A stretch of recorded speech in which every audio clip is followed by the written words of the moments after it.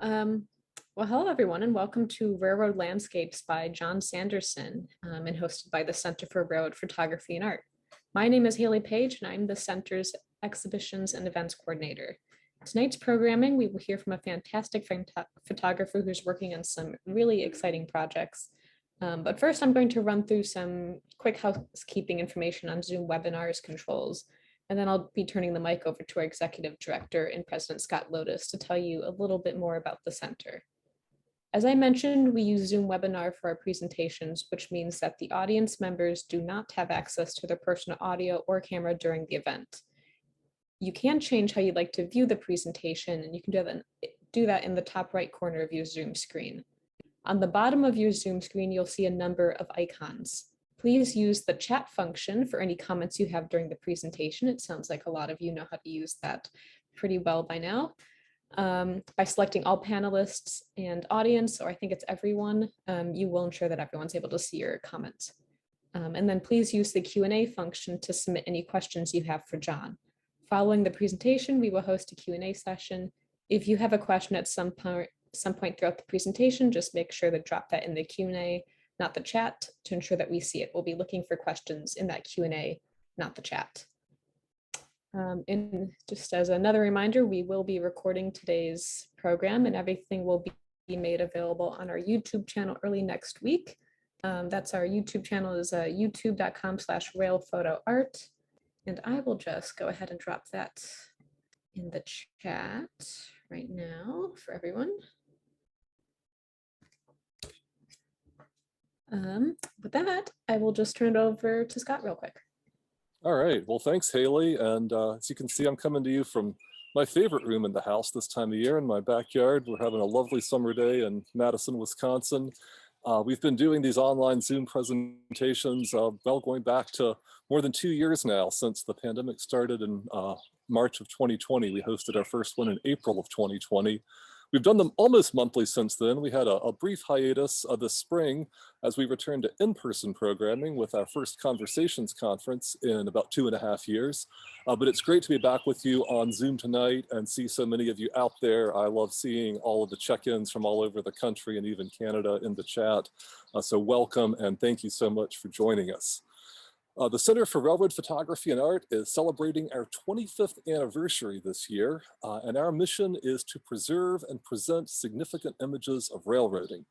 We do that through programs like this one, as well as in-person events like our conference and exhibition openings, publications like our beautiful quarterly, Railroad Heritage. This is the brand new summer issue, just off the press. Our members get this 4 times a year, 68 pages.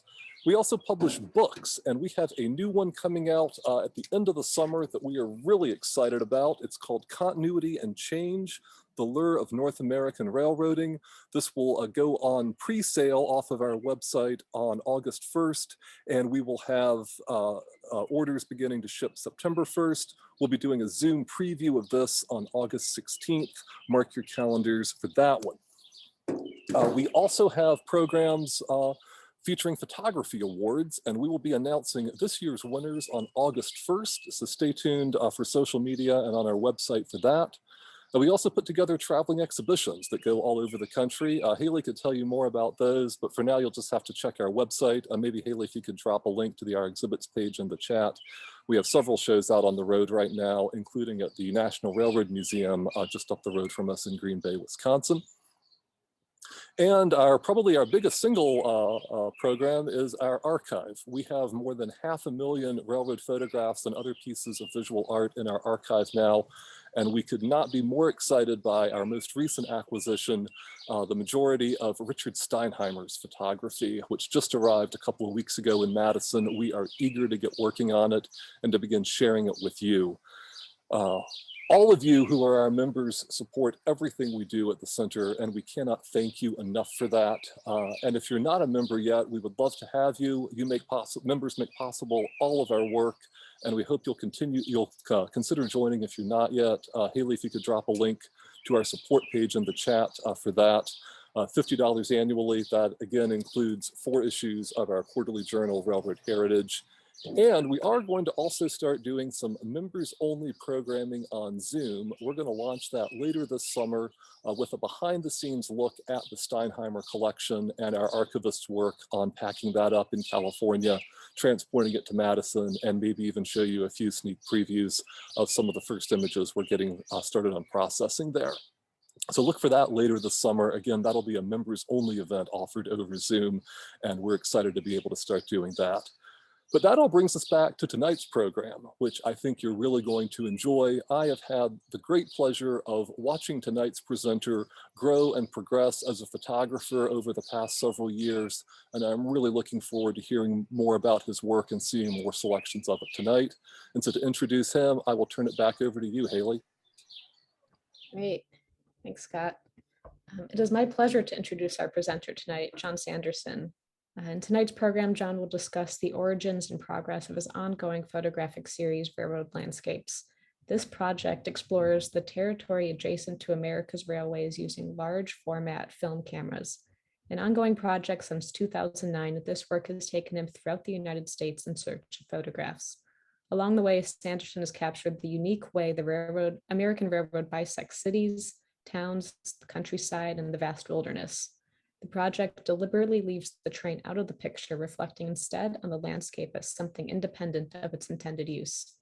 John's photographs have been featured in a variety of publications, such as PDN Magazine, Slate Magazine, the BBC News, the Wall Street Journal, Lenscratch, and NBC News.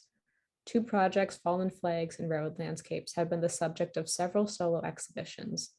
His work resides in a number of private and public collections, including the Figge Museum of Art, MTA Metro North Railroad, New York Transit Museum, and special collection libraries of the International Center of Photography, the Amon Carter Museum, and UC Berkeley.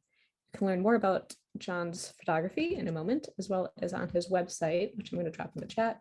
That's john-sanderson.com. And with that, John, take it away. Great. Awesome. Thank you, Haley and Scott. It's a real pleasure to be here. I presented this work in 2016 at the Center's conference in Lake Forest, and it was a real joy to be there and present the work. As was mentioned, this project has been ongoing since 2009, though it's rooted in my childhood as well. So we're gonna start out here with a little bit of background about myself, my process, and how I began photography, as well as my artistic influences. And after that, we'll go into the actual Railroad Landscapes portfolio. And I will close with some little bit of conversation on my process. I use large format film cameras for most of my work. So I'll discuss that a little bit, and also discuss that actually throughout the entire talk as I go through the photographs, and just some closing remarks.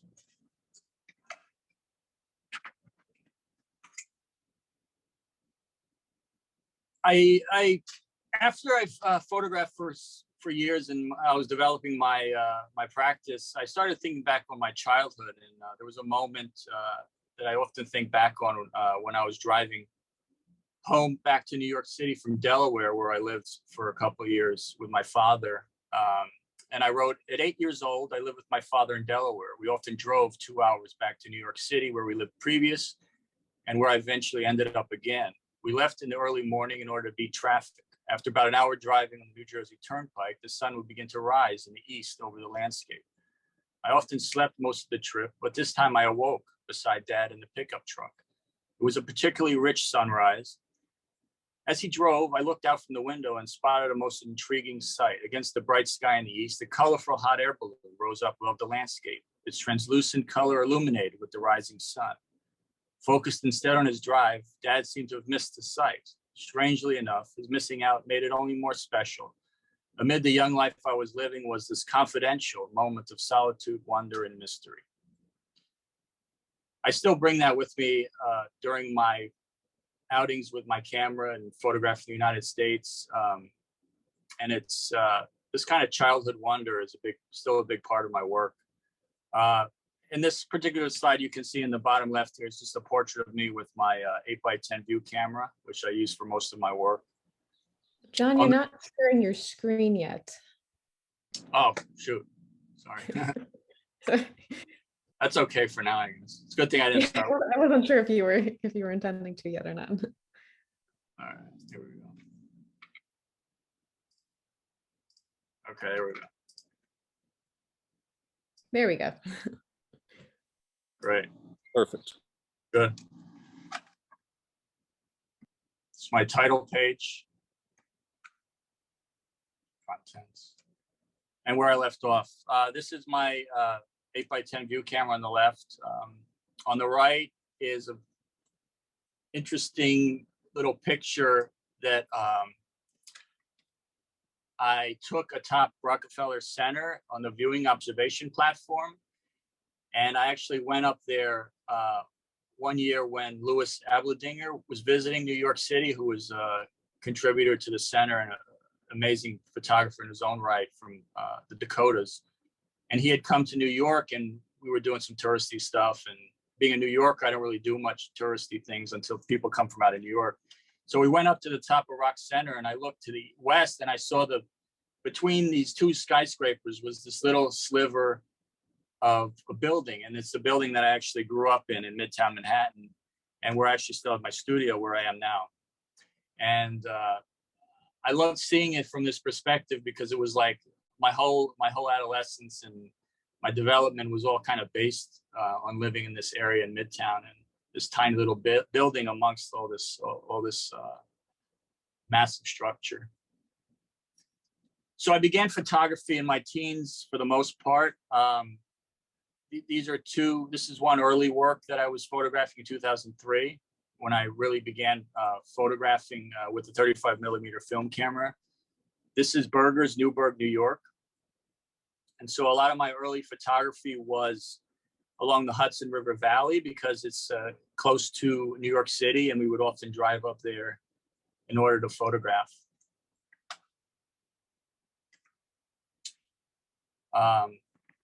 Signals at Twilight, Storm King. This is also another very early image from my outings along the Hudson River. And it was in the times between trains where I started reflecting more on the landscape and the environment around the railroad. And I started to see meaning in the landscape as something independent of its intended use.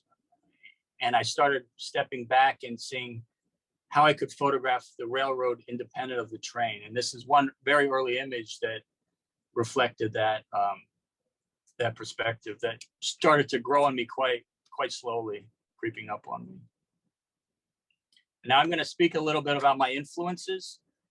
So I had been photographing the last two images and the railroad and the actual trains themselves. My background is very much a rail fan, rail enthusiast. So a lot of my influences were early train photography of the trains themselves. And as I was doing that photography, I felt like I wasn't really adding much to that genre. And I wanted to have my own voice and my own perspective. So during the same time in my teens, 14, 15, living in New York City, going to museums, and I started looking in galleries. I started looking at the work of other photographers. O. Winston Link was one who obviously is a superstar in the field of not only railroad photography, but fine art photography.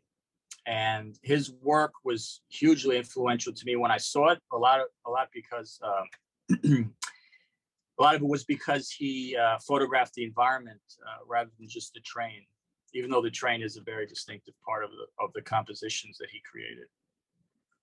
I also started looking back at the 1860s with Carlton Watkins. As some of you might know this image on the left. It was on the cover of Center for Railroad Photography and Art's After Promontory book. And I had photographed these two images on the right in Storm King, New York on the Hudson River Valley. And the image on the left strangely enough, hadn't been known to me before I photographed these two scenes on the right. And when I saw them together, I kind of discovered Carleton Watkins, and I looked at my work, and I felt like this connection with the past that was hugely important. And it kind of gave me kind of a bulwark and something to stand on where I could kind of create new photographs that reflected on the railroad landscape.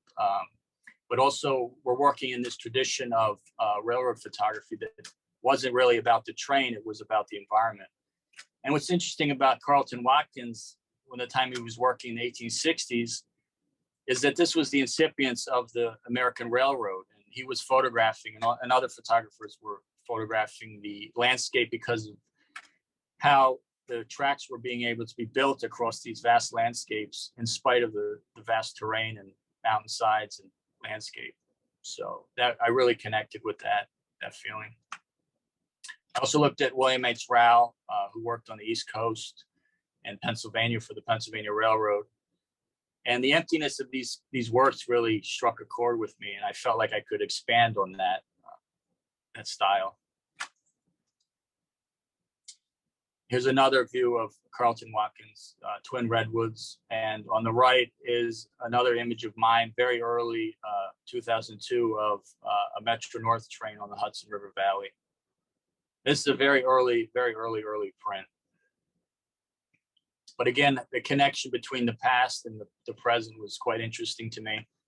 And early on, I was working in black and white in many ways. And then eventually I did switch to color when I began working exclusively with large format film. As well as looking at the photographers, such as we just spoke about, I was also looking at the American Modernist painters of the 1920s, 30s, 40s. And what I really took from them was their use of color and the ability to imbue color into these industrial landscapes. Charles Sheeler's American Landscape is seen here. And this is a view of the Ford River Rouge factory in Michigan. And I loved his composition technique and how he arrayed all the aspects into the picture, as well as the subtle use of color. And Charles de Moose, My Egypt. Again, one of the things that I loved about this work and looking at it was that in many ways it was photographic in the way that I want to photograph, in terms of being a photographer that really tries to aim towards a naturalistic rendition of the environment and a realistic interpretation. And I loved how, like Charles de Moose, My Egypt, this precisionist work expounded on that idea of being very realistic, but also having a very interesting abstract sense to it. Of course, one of the biggest influences on me was Edward Hopper's work. This one particular piece is not the most well-known of his work, but when I discovered it, I was really blown away by its power and impact. It's titled Road and Trees from 1962, so this is a very late Edward Hopper painting. But what I loved about this was the lateral perspective that he used, the crossing of the road from right to left, which to me is something I use a lot in the railroad landscape project, in the photography. And it recollects also kind of like the color field painters, as well as the photography of kind of Andreas Gursky, who used that crossing perspective, which also are two very influential people on my work. And I also looked at the Historic American Building Survey, which is also another influence. One thing I loved about these was just the utter plainness of the pictures, black and white, very stark, no people, just the landscape and the environment, architecture. And the one on the left was particularly striking to me in terms of how the frame is filled up with all these elements. And it kind of maintains this kind of circular quality when you look at it, where there's something to look at in each aspect of the frame, which is compositionally, which is something that I bring to a lot of my work. And on the right is actually a view of New York City's Park Avenue tunnel viaduct, which runs from Grand Central through Harlem. So now I'm gonna switch actually to the actual railroad landscapes portfolio, which is I assume why you're all here today. It's interesting to go from the last picture into this, because this is actually the same railroad line. This is the Park Avenue tunnel cut that runs out from New York City, from Grand Central, and goes up the Hudson River Valley. So I started my work in New York City, and so I'm starting this presentation with an image from New York.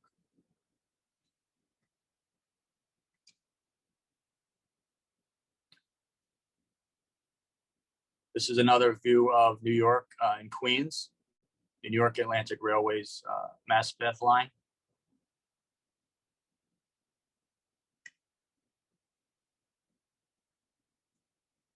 And throughout the project, you're going to see different, different ways the tracks exist in the frame. They kind of go out into the landscape perspective-wise, and then there's like these crossing views. And there's also these highly elevated views where I capture the whole totality of the landscape, kind of a worldview perspective. And I love looking and just photographing and then coming back to my studio and printing, and then kind of looking at how these different places relate to one another visually. But while you're actually photographing, you really don't see that compositional similarity when you're out there photographing. But when I came back and I started editing, I was just really struck with the variety and the contrast between these two scenes. And in many ways, they're actually quite similar. Top is from Queens. This is a view of New York City. And the bottom is a photograph from Gillette, Wyoming.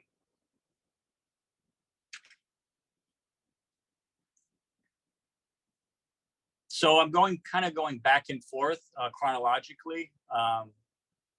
So this is an early image of the railroad landscape on the Hudson River Valley, where I kind of started actually making images in this vein for this project, and it started gaining a lot of momentum and meaning for me. And this is one of the earlier images that I made that actually felt like I kind of created something that had meaning to me on all the different levels that a photograph is useful and meaningful. So here you have not only the railroad tracks, but you have this this facade on the left, which is sort of a repoussage effect, where you have the edge of the frame is closed off, but it kind of brings your eye into it. And then you also have the weather and the dramatic sky, which gives a shape and texture and light to the scene.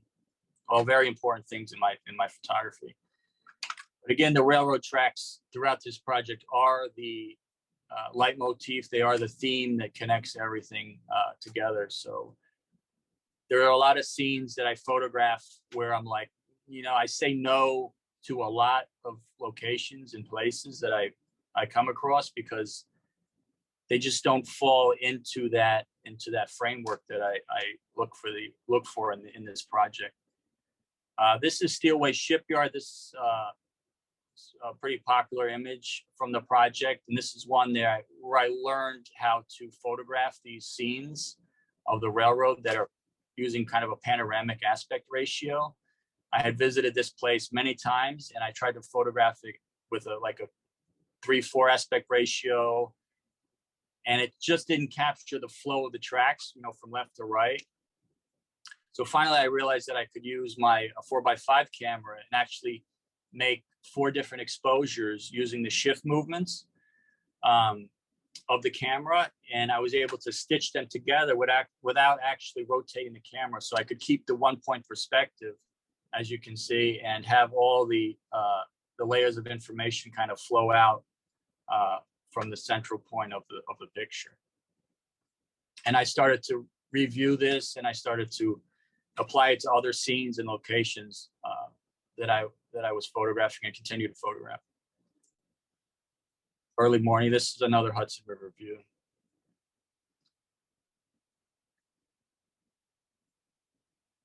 It's Hudson River view on the Hudson River line, formerly New York Central Railroad. And the New York Central for me, growing up in New York City was probably the most interesting to me. And I was very much obsessed with the railroad history early on of the New York Central and the Vanderbilts and the competition that went on between the railroads. And as I said, that was the foundation for a lot of this work, was that the interest in railroading and the love of it. This is the Glenwood Power Station. This is also another early photograph to 2012.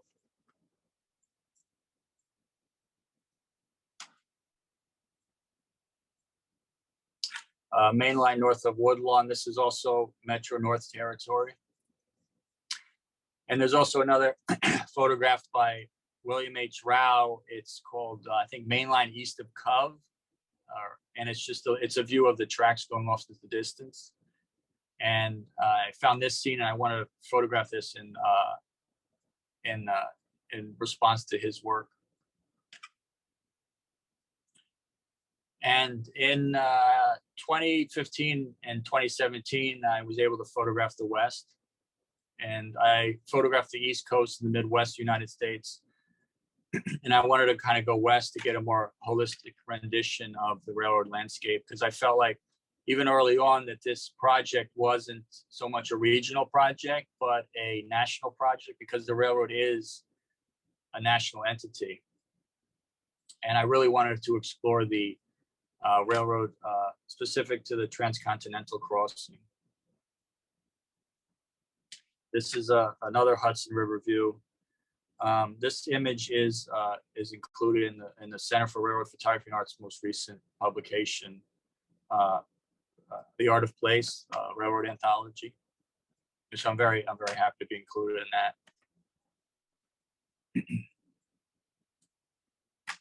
This is a more recent addition to the project. Again, I love just how the railroad cuts through these places in the American landscape that you really wouldn't expect. And the proximity of the railroad to these environments is just constantly fascinating to me and always surprising. And when I find something like this, it's just like, I could look at this for days. The story that can unfold here is just incredible. This is a very early, this is 2009. So this is one of the first railroad landscapes that I photographed. This is a platform in Buffalo Central Terminal.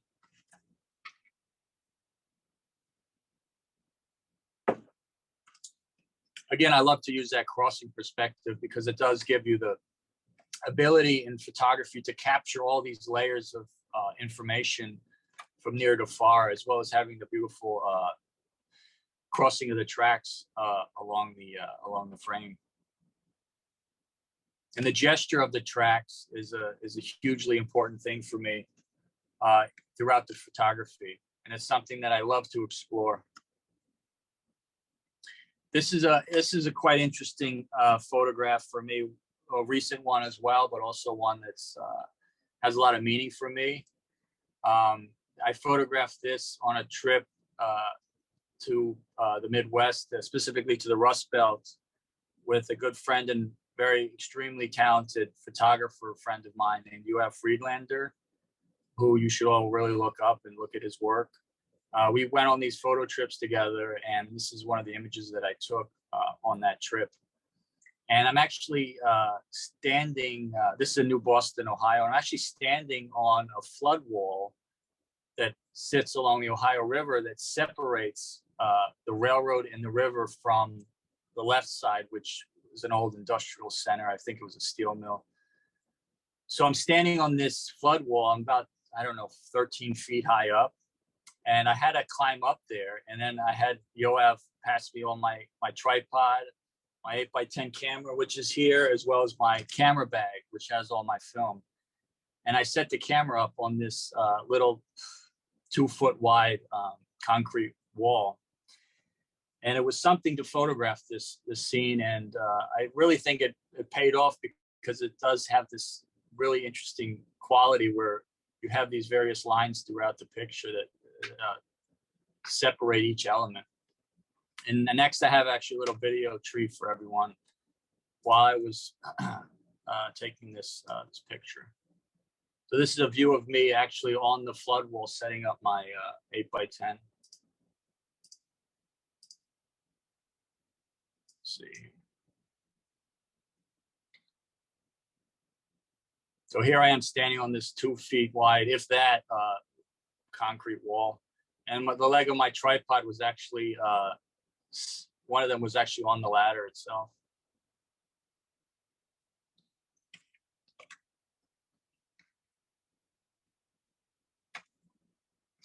Throughout the project, I'd always really wanted to find a railroad landscape scene that included suburbia and specifically like a McDonald's sign. And during one of these trips recently, I was driving through Pennsylvania in Clearfield County, and I actually stumbled upon this scene of a McDonald's and a strip mall.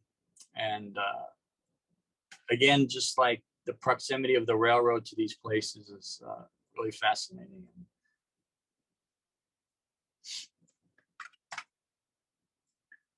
It's a particularly interesting place. This is in Cleveland, Ohio. It's along what's called the High Line. So it's a string of elevated railway which stretches through this wasteland of old industrial buildings. And I climbed up on this High Line to photograph this scene of an old factory. And I loved on the top, if you could see someone getting graffiti 2 trains. But also what was fascinating to me was the trestle that was constructed that connects the main line of tracks, which is on the left side and also like behind me. And I love that that trestle that was built to connect and go into the factory.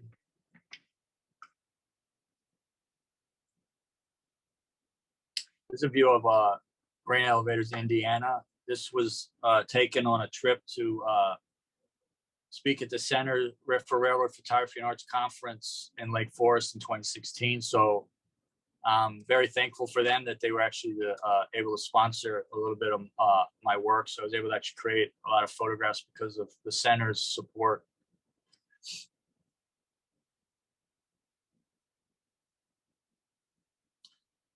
This is the photograph I took on my first trip out west in 2015. It was the first one that I took where I felt like I was actually entering the West, and I had never been pretty much west of Chicago up until this point. And the amount of excitement and exhilaration that I felt like going on this trip was amazing. And when I saw this scene entering South Dakota, I felt like I was entering the West, and I took this picture at that moment. And I think it really captures a lot of what it's like to begin entering the West from the Midwest, because it's still very much green and lush. And then you kind of transition into the more rugged terrains of the West. But this is, I believe an old, a former Milwaukee Road line that stretches west from Chamberlain, South Dakota. This is another interesting pairing, like I discussed earlier, how the 2 very separate pictures can relate in a lot of ways.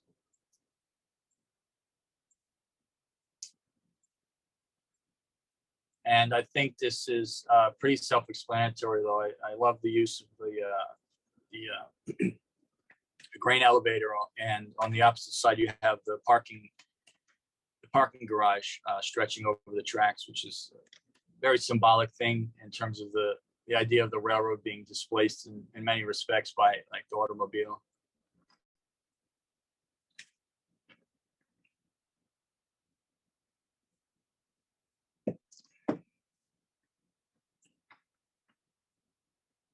This is Brownsville, Pennsylvania.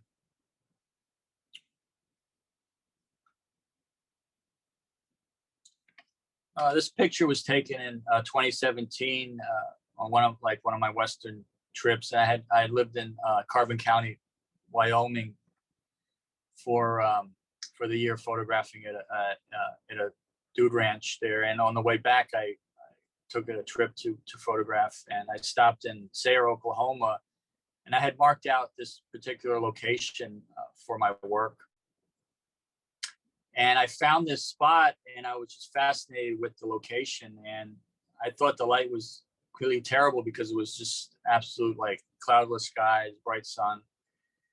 But because of the luminosity of the actual building was very, very light in color, I was actually photographed this grain elevator completely backlit. And the way the shadows come through the scene, through the buildings, and kind of mirror the tracks in a lot of ways, which was quite nice. Mingo Junction, Ohio. This is another panoramic image that I'm photographing with the 8x10 camera.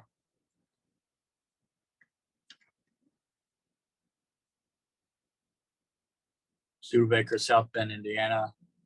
This was also taken on one of the trips sponsored by the center.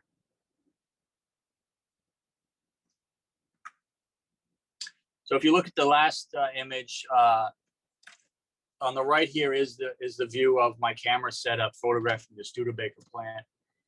This is my 4x5 on the right, and my collapsible ladder that I used to get up high, because I kind of need to, many of these photos, I need to get higher up in order to get the separation of the tracks from the building that I need in order to make a pleasing composition. And on the left is a process view of the next image in the slideshow. So if you look at that and you can kind of look at the next photograph, you can kind of get an idea of what kind of selection goes into making these compositions, and how the camera in a lot of ways views the world in a way that the eye cannot. And that's really something that I explore in a lot of my work. And you really have to look through the camera in order to build these compositions. And this is a view of the SS American Victory, which was a Great Lakes freighter, and also a Liberty ship during World War II. And it was docked here in Superior for several years. I think now that it has been actually scrapped and broken up, unfortunately. Here's another pairing of the Coaling Tower in Marion, Ohio, and the Hudson Line, Greystone, New York. The image on the right was originally taken, the first time I visited was 2003, when I photographed the Metro North locomotive. And then when I began exploring this project with the large format camera, I wanted to revisit that scene with the tree in order to see what it would look like without the train, and also through the lens of a different camera and a different style and approach. It's the refinery in Sinclair. I'm happy to say this was also part of the Center for Railroad Photography and Arts After Promontory book and exhibit.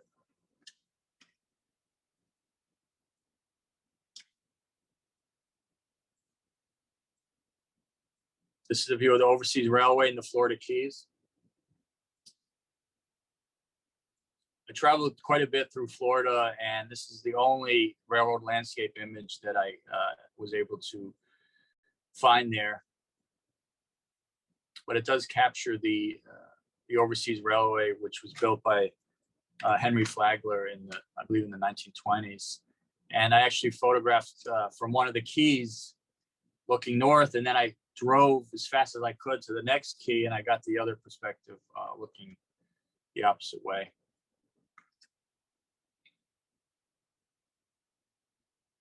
Behind Broad Street, Waverly, Pennsylvania, 2015.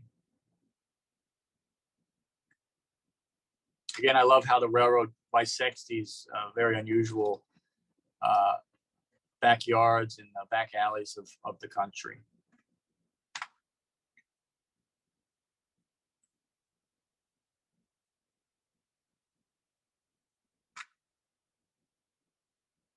This is a new, relatively new image from the project in St. Mary's, West Virginia.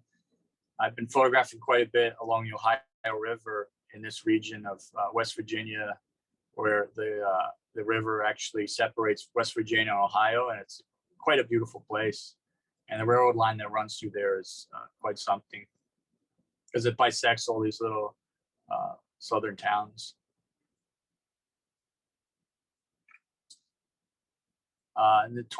This is another image from my explorations along the Ohio River, and it's one of my probably one of my more favorite images from the entire project, because like the riverline image that I discussed early on of the Hudson River Valley with the brick building, this image also captures all those elements that I really find to be important in photography.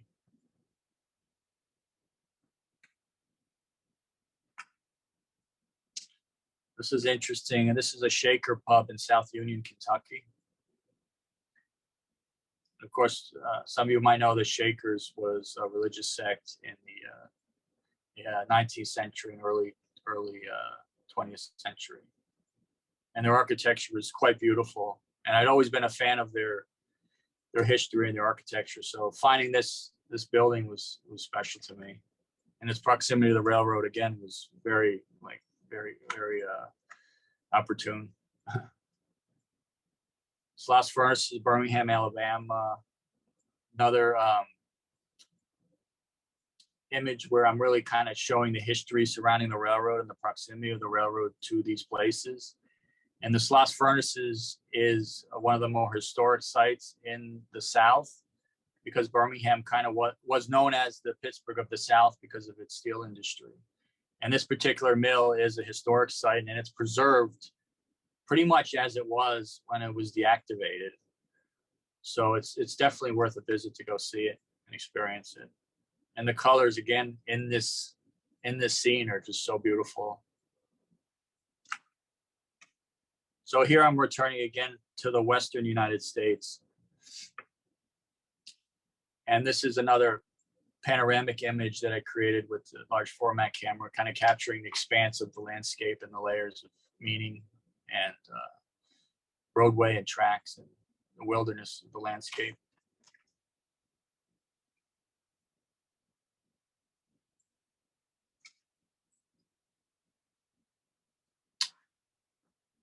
This is another image, Clearing Storm, Bosler, Wyoming. So this was taken during my first trip out west, and this is along the original Transcontinental Railroad. And this image also has a lot of meaning for me because of the quality of light and the meaning you can kind of read into the image. Someone mentioned that it relates to sort of like the past and the future, because on the right side of the frame you have the light coming in on the railroad. And it's kind of the look to the future is something with positivity.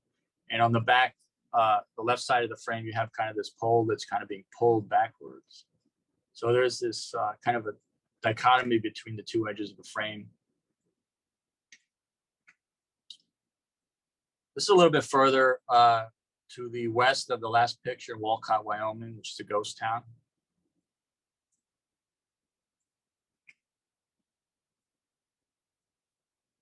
So here we're going to White Lake, South Dakota.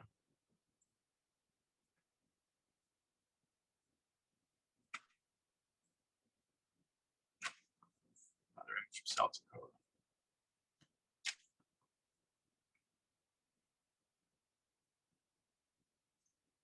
It's Marias Pass in Montana. So I wanted to kind of look at the gradient of the railroad as it climbs the mountain range.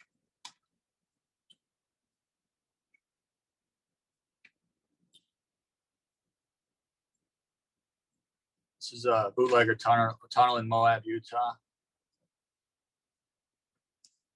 This picture is actually, I had a hike about a mile down the tracks over this rugged terrain with my 8x10 camera.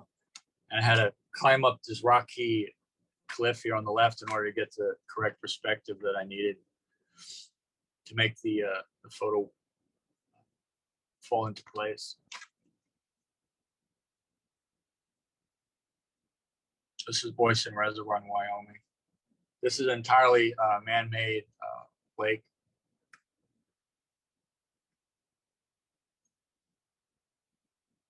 Devil's Throne. This is formerly on the Santa Fe line.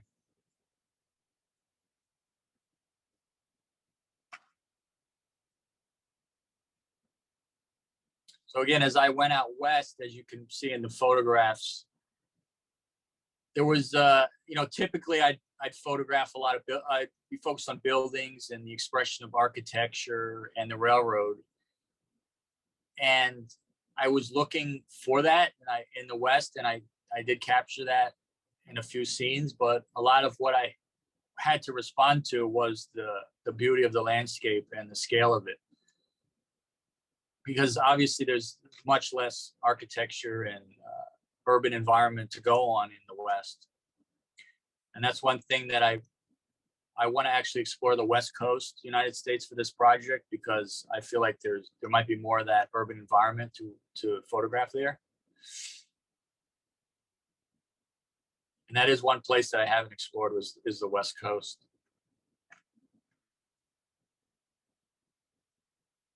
This is one of personally my favorite images because of the letters NA on the tower here in Martinsburg, West Virginia. Kind of says not available in a lot of ways. I love this scene. This is the view of a hotel balcony and the room numbers. And what I loved about this was how the actual the hotel kind of makes a frame of the railroad landscape that I had been photographing with. So it's like a photo in a photo in many ways. It's kind of funny. This is a very new image. You're the first to be seeing this one. This is the casino along the Ohio River in Indiana.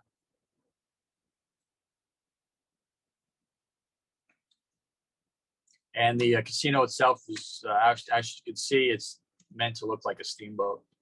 It's interesting. This is one that I actually recently rediscovered preparing for this presentation. So you're seeing a lot of images here that aren't really on my website. And this is one of those overarching like worldviews that I love to capture. And this is the former, the Ashley coal breaker in Pennsylvania that was sadly demolished 2 years back.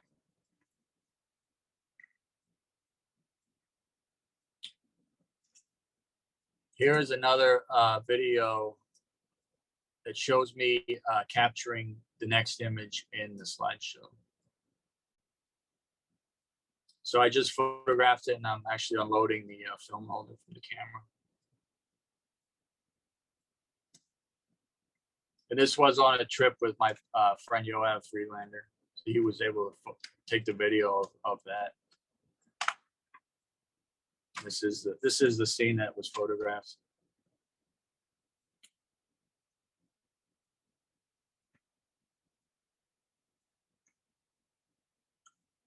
Again, a return to Martinsburg, West Virginia, showing the old Baltimore, Ohio roundhouse.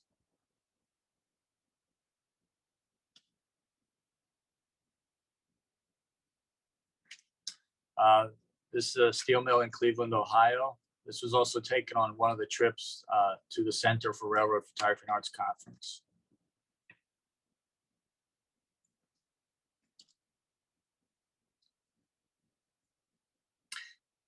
Again, in these images, in a lot of ways, I'm love looking at the meaning of the frame, and kind of here you have the interstate overpass kind of going over the tracks. It's kind of showing the victory kind of in many ways of the car over railways in many respects. Aspect. It's also a more recent view of New York City.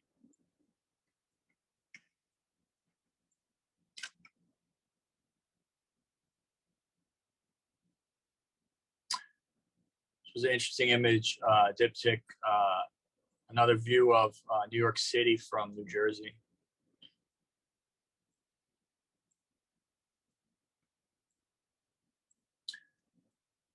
And another pairing of two very distinctive, different places, Montana and Michigan.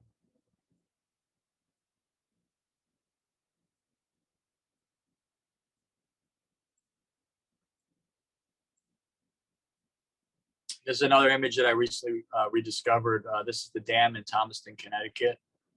And the actual railway there is actually still used by a tourist railroad up there in Connecticut. But I just loved how the railway skirts along the dam embankment there. This is Zatara in Walkerton, Indiana.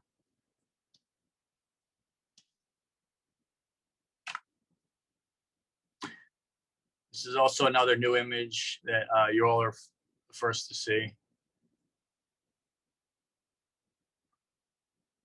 I actually took this on the way back from Kentucky this year in April.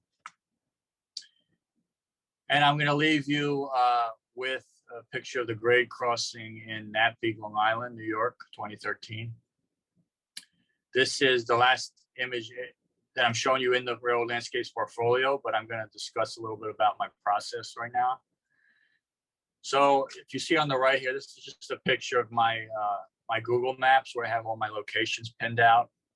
So when I'm working, planning for a trip, I have general waypoints that are located ahead of time, depending on the region. I like to leave enough room for surprises and chance. A lot of the photographs that I found, you really can't research or find them online or on maps. And you really have to be there to see it and experience the light and the weather and how that alters the place.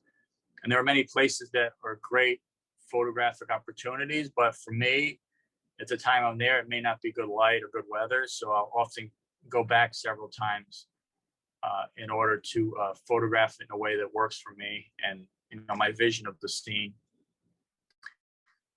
And I also like to get hungry. So that means basically, I'll take time off from these long trips and I'll do a lot of research and planning and build up that excitement for going out and photographing these places. And I love to live for the unexpected moment. So when I'm out there, I'm constantly in a state of observation and just trying to feel the weather and the light and the smells and the whole experience, and really being connected to the landscape when I'm out there looking for these scenes.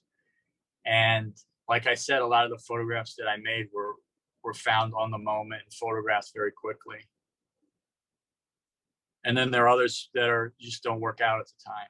So it's really a challenge sometimes. For a capture, I travel by car, usually on 2 to 4 week long road trips, and I follow the track. So a lot of people ask if I take the train to these places, and I don't. I drive a car because obviously I have a lot of equipment. So, and I do shoot with 8x10 and 4x5 Arca Swiss film cameras.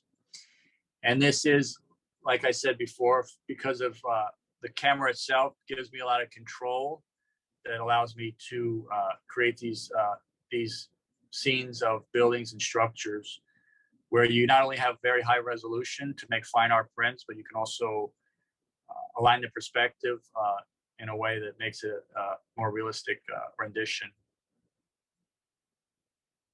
And the output for me in a lot of these works is the print. So I'm shooting for the print. I'm not shooting for the screen. And I firmly believe that photography, is a printmaker's medium. So having my idea of the print as the final object and the final expression of the work is hugely important for me. So my plans and current projects, I'd like to travel further to complete the project throughout the West Coast, United States.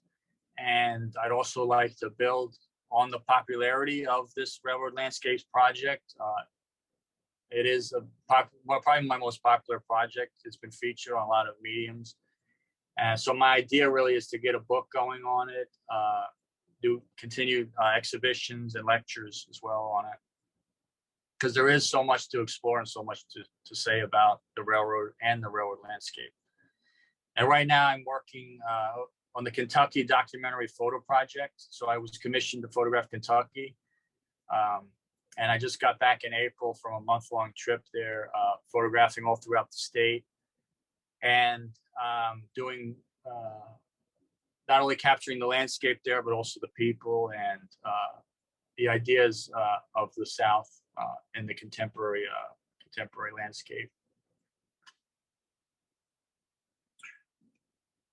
And then I'm going to leave you all with another little video from one of my trips.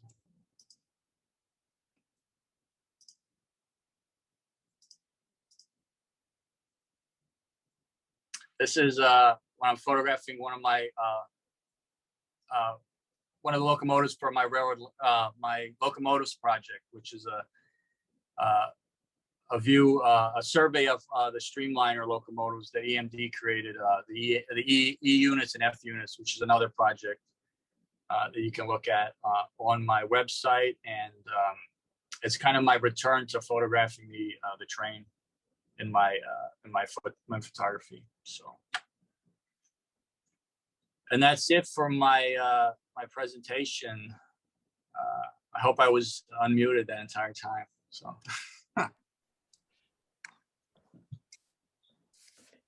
Wow, John, that was fantastic. Thank you so much. It's so, I mean, I wasn't here in 2015 for the original presentation, I guess, for the center, but this seems like such a great project that you can just continue to evolve, and it seems like it could probably never end. So it's great to see how it's continuing to develop.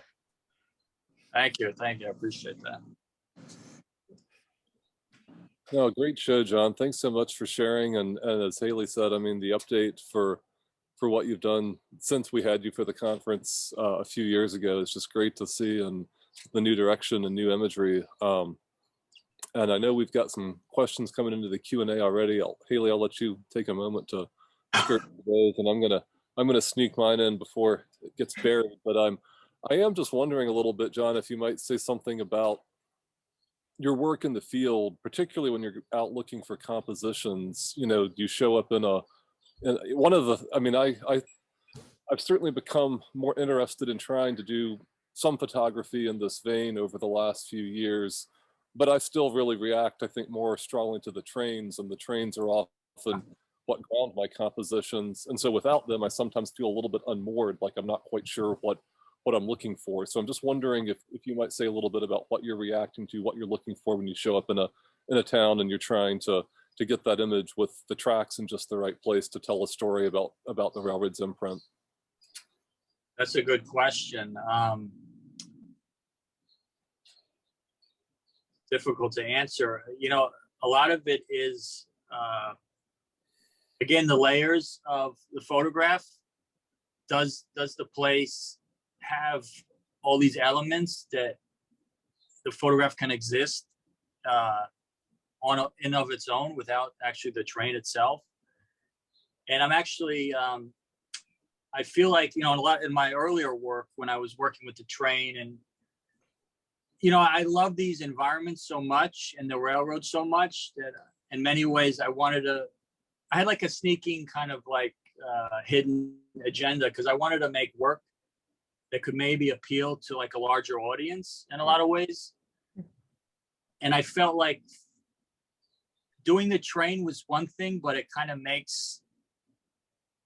puts you in a certain area, and I wanted to kind of appeal to a larger audience in a lot of ways. And I felt like doing this project, it kind of brought me out of that, and it kind of did appeal to a larger audience of viewers, not only, you know, in the art world, in the rail world, but also just like the general public who couldn't even care about like railroads or trains or whatever, you know?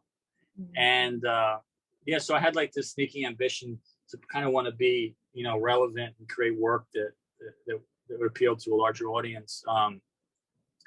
But yeah, you know, when I'm out there looking, it's a lot of it's how I feel about the place too. And if I see something that's interesting, and I kind of feel my way a lot of the times. And then there's obviously with the great thing about photography is it's a blend of the analytical as well as the emotional and the feeling thing.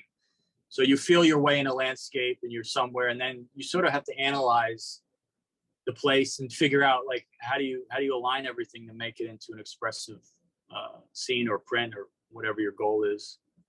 So it's that combination of the analytical as well as the emotional that I think is important in the work.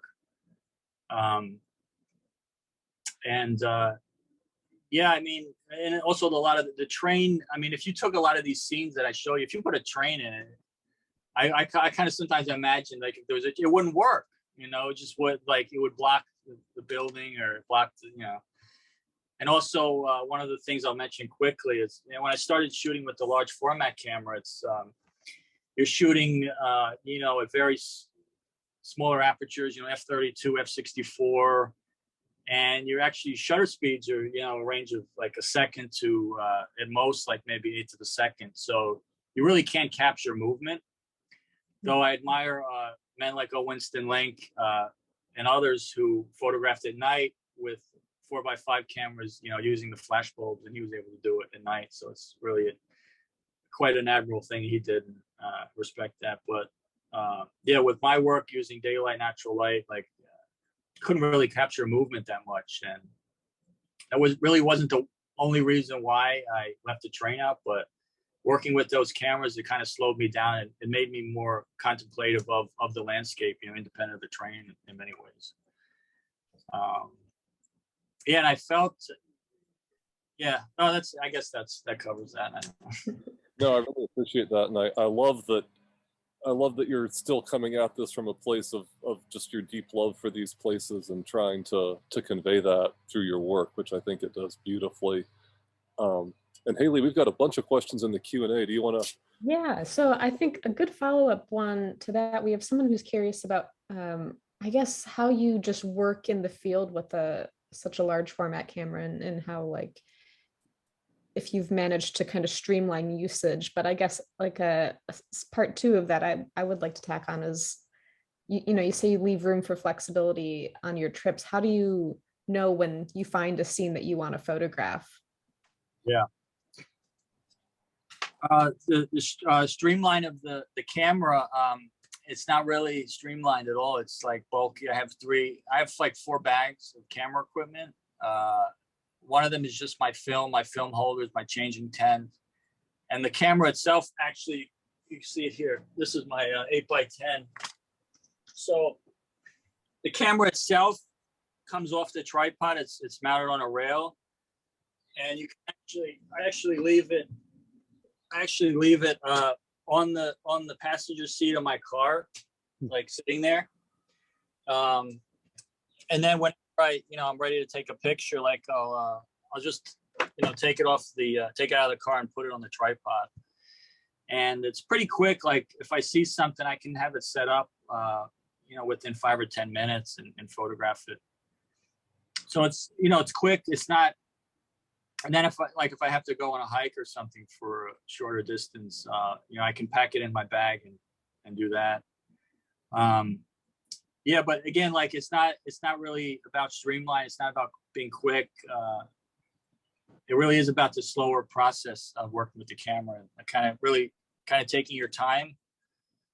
You know, especially when I'm working with people and photographing people with the 8x10, it's kind of a slower process. Though there are those exceptions where you have to work quick. And the second part of the question. In terms of, I'm sorry, what was the second?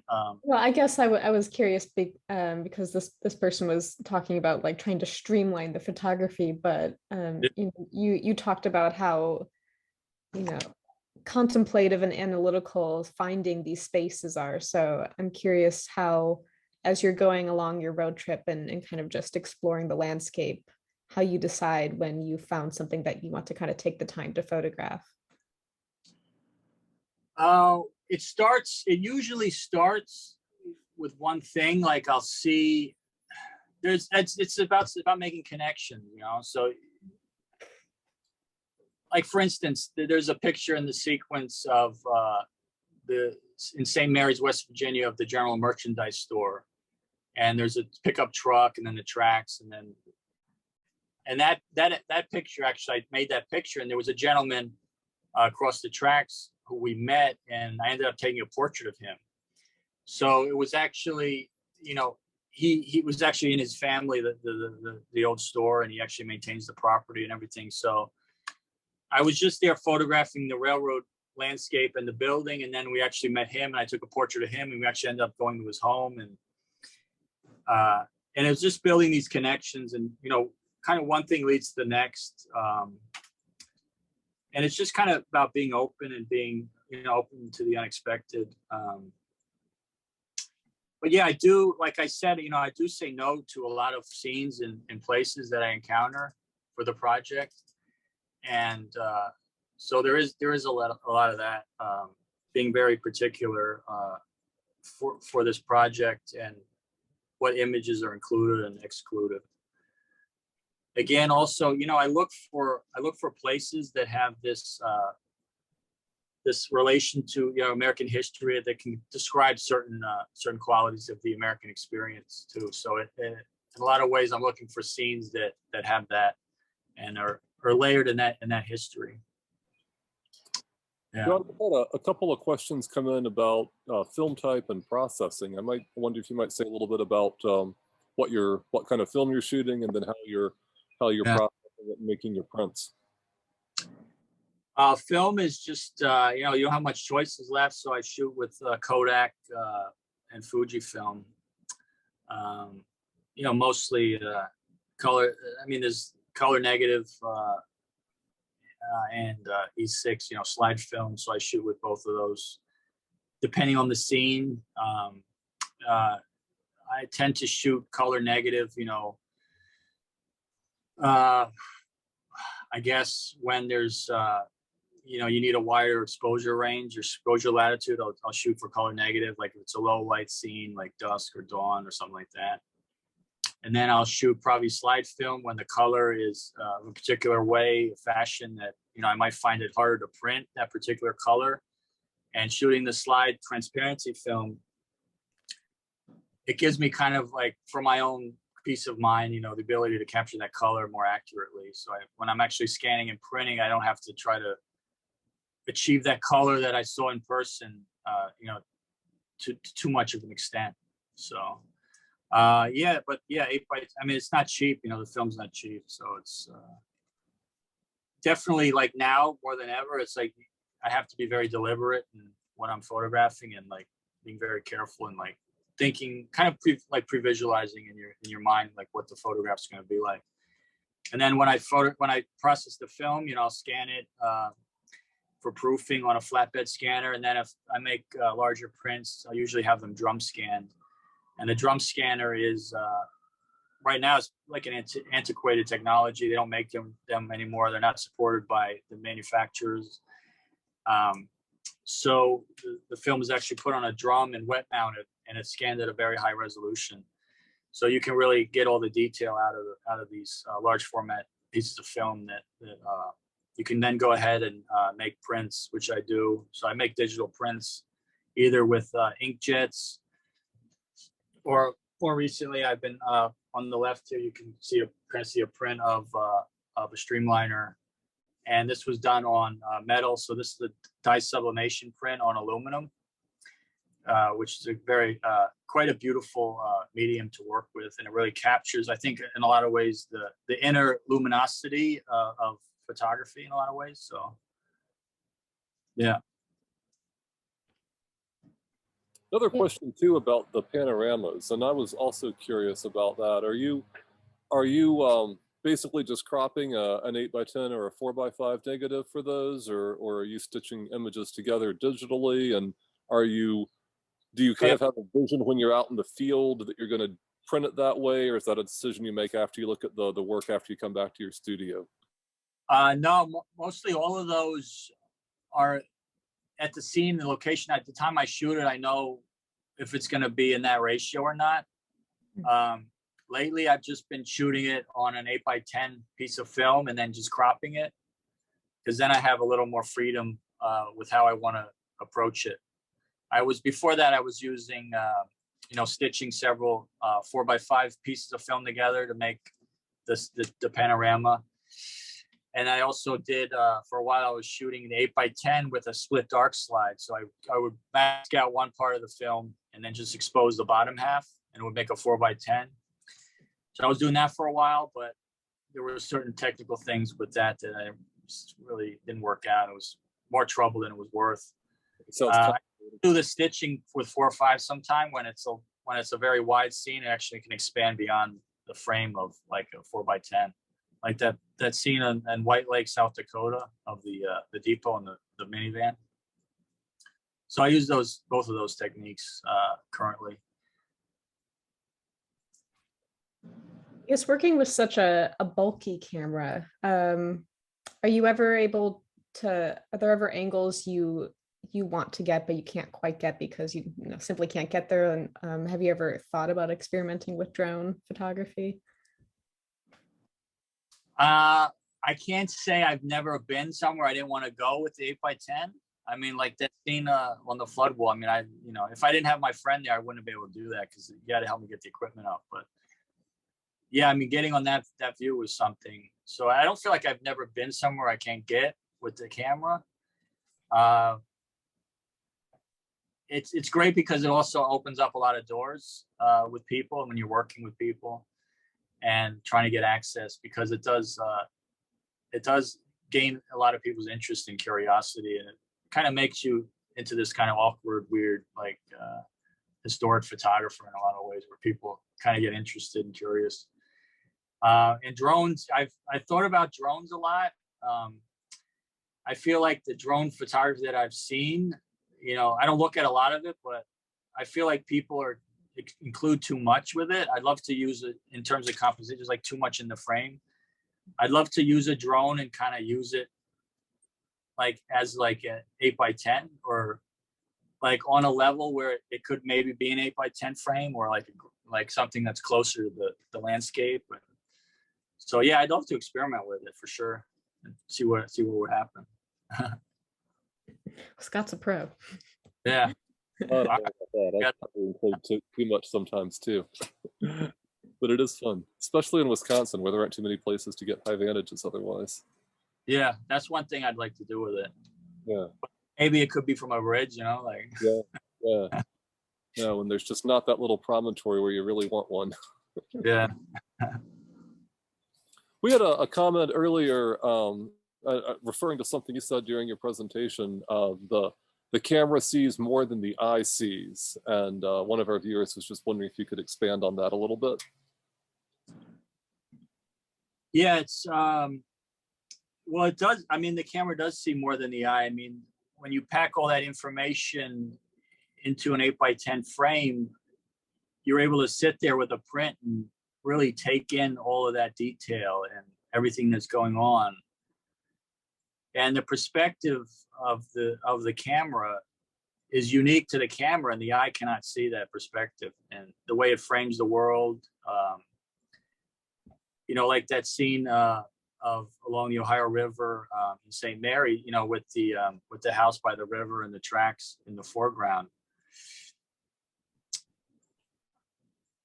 I did not, you know, I passed that location once before and I didn't explore it, but the weather was such that one day that I went back and I set up the camera and I started looking through it, and that's kind of when the composition came to me.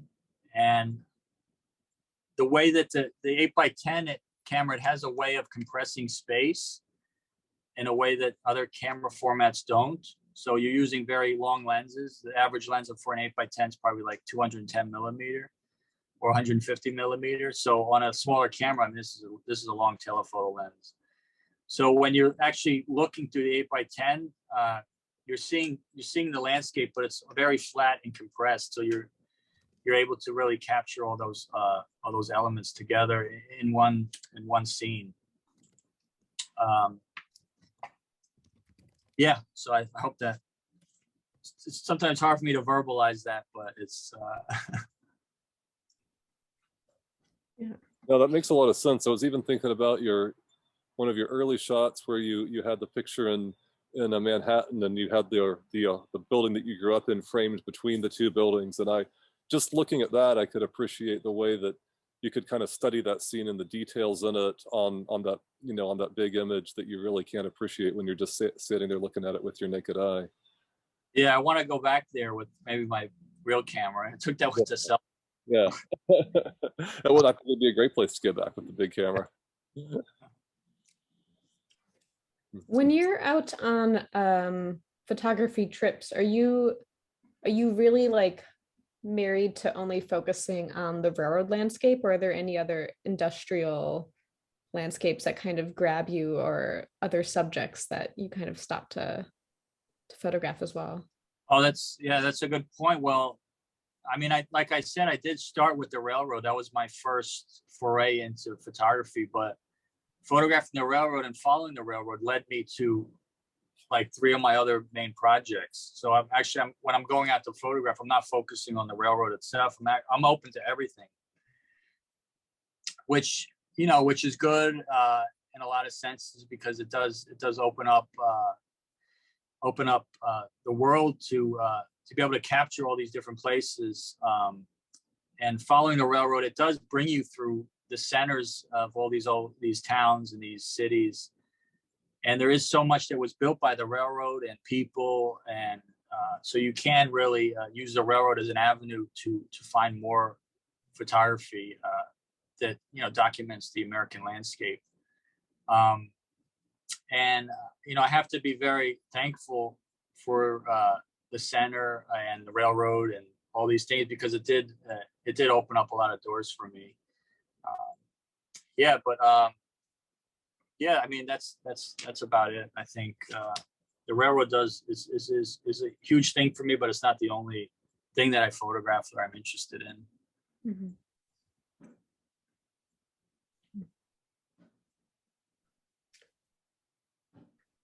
A handful of other pretty specific questions. We can go through some of those if Sure. So I guess circling all the way back around to the beginning of your presentation, you showed some Edward Hopper paintings as kind of inspiration, and he has painted some railroad scenes. Have you, I mean, and I guess you didn't address those specifically, but have you found any inspiration from those works? Definitely, yeah. Railroad Sunset was hugely influential to me. House by the Railroad. I mean, he's huge. Those works were amazing. Continue to be amazing. Also, another great painter, George Ault, was hugely influential to me. His painting, I think it's Bright Light at Russell's Corner, which is it's in the National Gallery. But yeah, that whole period of paintings very, very influential to me. But yeah, the Hopper Railroad work is really great. I'd love to see a show of just that work. Fantastic.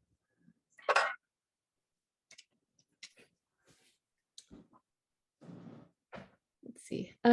So when you're doing your kind of big digital scans of an 8x10, someone's curious how big those file sizes are. They range from 400 megabytes to like 2 gigabytes, depending on yeah. I mean, drum scans, yeah, a 2000 dpi drum scan is pretty big. Yeah. Have you thought any about switching or even just trying out some of the medium format digital options out there? I've thought about maybe the Fuji X, the 100 megapixel camera. I thought about that one. So, I mean, if film ends, then maybe I'll go to that. We'll see. Sure. But as long as film's here, like I really want to stick with it because it's here. And it's not going to be forever, I don't think. Maybe without it. So just while it's here, I just want to enjoy it in a lot of ways. It is a unique process, and I really love it. And no, it's interesting hearing you talk about how you use color negative film versus E6 slide film in different situations based on the light. I mean, that's something that's so easy to do, or easier at least, with with a 4x5 or an 8x10 where you're sliding in one sheet at a time. Yeah. How do you prepare? Like how many holders do you typically take out with you for a day of shooting? I usually for the 8x10, I have 15 8x10 film holders that I bring out with me. Okay. So, and then because I don't really like to change film that much, and when we're done shooting with these cameras, then you have to set up a tent, and mostly probably in your hotel room. and actually go through and unload each holder and put them in a film box, and then, you know, and they stick with you throughout the entire trip. You know, you carry your film around with you. Now that just reminds me of something else, like working with these cameras. It's like, I feel like as I'm photographing, as I'm traveling and making pictures, you can't really see, you don't see the result. You don't, like with a digital, you can view it and you can see what you have. And it would be interesting to me to use a digital camera. Maybe if I get one of the Fujis eventually or something, like just don't look at the digital viewfinder until I'm back at home. Because with the film camera, like, you can't see it. So you build up this intention and this excitement because you don't know what you have. So you're constantly still looking for the next thing. And I think it kind of holds in that you know, that drive of being out and finding places to photograph. Like you can't say, oh, I nailed that sunrise shot, I'm done for the day. It's like it does add the anxiety, because I'm like, did I get that? You know, it's a good photograph, right, when you're worrying for like 2 days afterwards whether or not you got it. You know, so it's fun. It's fun. Yeah, I think that's a great perspective. But definitely a different way to look at it. And one of the things many things I love about just being around our archives at the center, I mean, just, you know, those pieces of film, they were there when that moment happened. They were actually there in that physical location. My digital files, they're ones and zeros. I don't think they're the same ones and zeros that were there when the train went by or the sun broke through the clouds, you know. But those pieces of film, they were actually there, and there's something really special about that. Yeah, that physicality of it is great. Like having that object is really, it's a nightmare sometimes though, but it's a good nightmare. Right. Yeah. So I know you were just down in Kentucky for a different project, but do you have another trip for this project planned at all? I know you said you were interested in maybe heading out to the West Coast. Yeah, nothing planned at the moment. So I'm gonna probably I'm gonna finish up the Kentucky edits, and then I'm gonna see if I'm gonna go back to Kentucky for more photography for that project, and then possibly travel the West Coast to photograph more of the railroad landscape. But I really have anything you know, planned just yet for this project. So I have a lot of ideas, but you know, just nothing implemented yet. Sure. I guess, like, to kind of start concluding, can you tell the audience a little bit about where they can find your work more, either online or on exhibition or in publication? Yeah, I have. So if you go on my website, you can see all my work. I have a book for sale that's published by Zatara Press called Carbon County, which is a document of my time. We're living and working in Carbon County, Wyoming during 2017. So you can go to Zatara Press. All this information is on my website, and if you're interested in that project, I have an exhibition of 2 works in a group show at the Staten Island Museum in New York City. 2 images from my photography project on the Staten Island Ferry, which is a look at the people and the experience of riding public transportation in New York City. And that's about it. I mean, you can. I suggest you go to the website and you can sign up for my newsletter there. There's a little prompt there that you can go in and put in your email. And stay tuned for what's going on. But yeah, I'd love to, you know, build a book on this project, and because I feel like I'm getting enough images that it coming together in a way that I feel is a good, honest, wholesome expression of what the railroad landscape is to me. So, but yeah, that's about it, I think. Well, looks like Mary Clark just recently dropped that link in the chat, so definitely head over there to check out more of John's work, and we'll have this presentation hopefully uploaded on our YouTube channel next week. So if you missed any part of it, you can rewatch it and pause and look at John's images all over again. Well, I was watching with my wife for a lot of this, and there were definitely a few that she was like, "John, you're going too fast. I want to see more of that." I would know how fast it goes. So. Yeah, no, I know. It's just some of the ones that you didn't have a lot to say about them, but they were I mean, they were all fantastic. So we can go back to the YouTube and linger over all of them that way, and probably a lot of them on your website too. Yeah. Oh, thank you. Yeah, it's always a pleasure. Well, and definitely keep us posted, because once you do that West Coast stuff, we definitely want to see what you come back with from up there. Yeah. All right. Sounds good. Yeah. Well, thanks everyone for tuning in, and thanks especially for John for sharing that wonderful presentation with us. As I said, this will be uploaded on our YouTube page next week, and you can go to our website to find a link to that video, hopefully pretty soon. I'm just dropping a link here for our events page. We have another event coming up next month with Tom Garver, who is the ex-curator of the O. Winston Leake Museum in Roanoke, Virginia. He's going to be giving a presentation on the photography of Link and his time working as his assistant in his youth. So it's going to be a really interesting and insightful presentation. No, I've seen it before and can't recommend it more highly. That'll be a great show, and I'm sure Tom will have some additional tidbits that we probably haven't heard before to share too. Yeah. Well, John, thank you again. It's great to see you, and thank you so much for sharing your work with us. We really enjoyed it. Thank you, man. I hope to see you soon. Yeah, let us know if you're in the Midwest, and I'll let you know the next time I'm heading out your way, and let's just keep in touch. All right. Thanks, Haley. Yeah, Thank you, everyone. Yeah, thanks, Haley. Thanks, everyone. Thanks, everyone, for tuning in. We'll see you again soon. See ya.